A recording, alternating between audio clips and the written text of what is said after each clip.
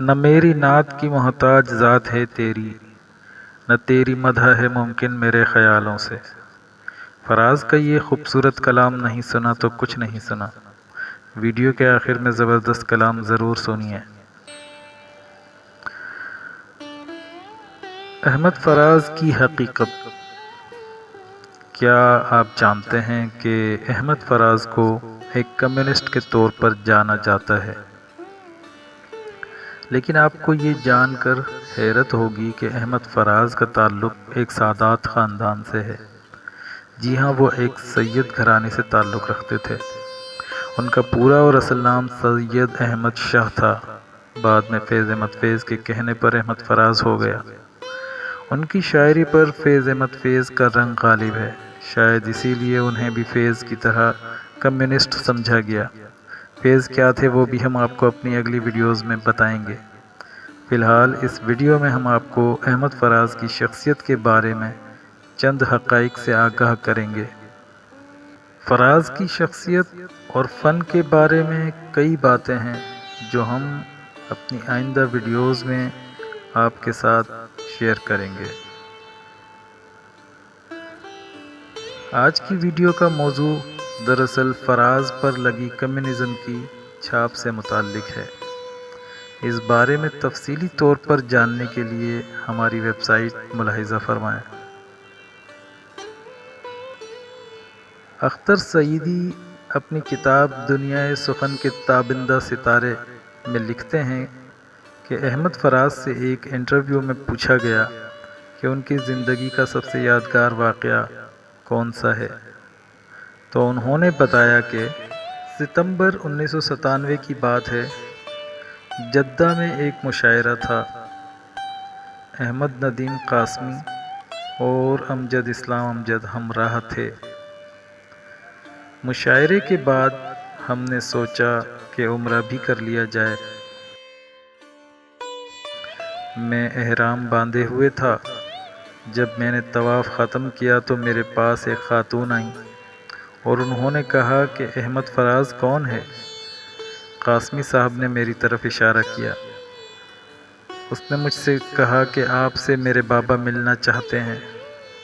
میں نے دیکھا ایک لگ بھگ 80 سال کا بوڑھا احرام باندھے ہوئے میرے پاس آیا اور اس نے کہا، آپ احمد فراز ہیں؟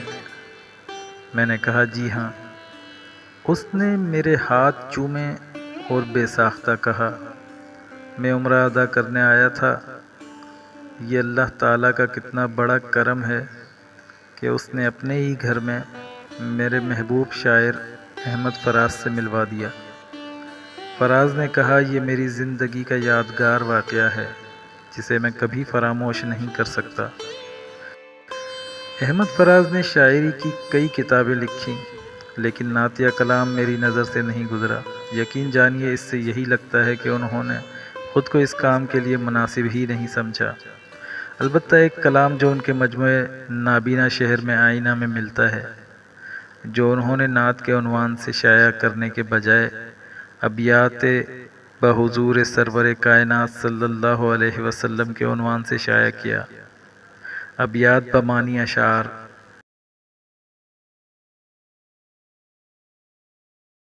پیش خدمت ہے نابینا شہر میں آئینہ سے اقتباس۔ میرے رسول کے نسبت تجھے اجالوں سے، میں تیرا ذکر کروں صبح کے حوالوں سے۔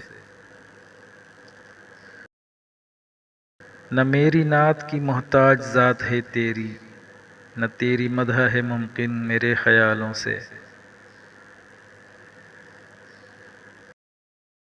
تو روشنی کا پیمبر ہے اور میری تاریخ بھری پڑی ہے شب ظلم کی مثالوں سے۔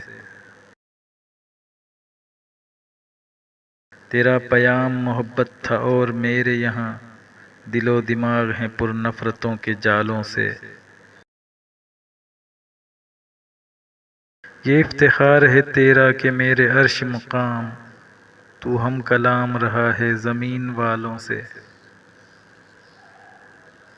مگر یہ مفتی و واعظ، یہ محتسب، یہ فقیہ، جو معتبر ہیں فقط مصلحت کی چالوں سے۔ خدا کے نام کو بیچیں مگر خدا نہ کرے، اثر پذیر ہوں خلق خدا کے نالوں سے۔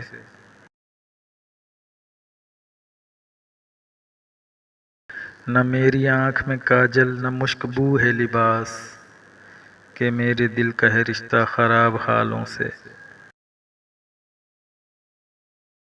ہے ترش رو میری باتوں سے صاحب منبر، خطیب شہر ہے برہم میرے سوالوں سے۔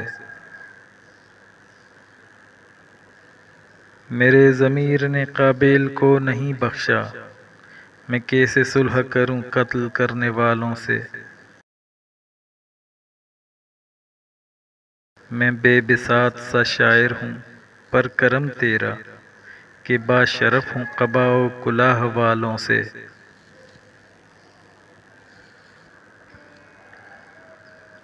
میں ایک حقیر سا طالب علم ہوں اور کسی مبالغہ آرائی سے کام نہیں لینا چاہتا، لیکن میرا دل کہتا ہے کہ فراز نے یہ کلام لکھتے وقت مقطع میں اپنا تخلص دانستہ استعمال نہیں کیا۔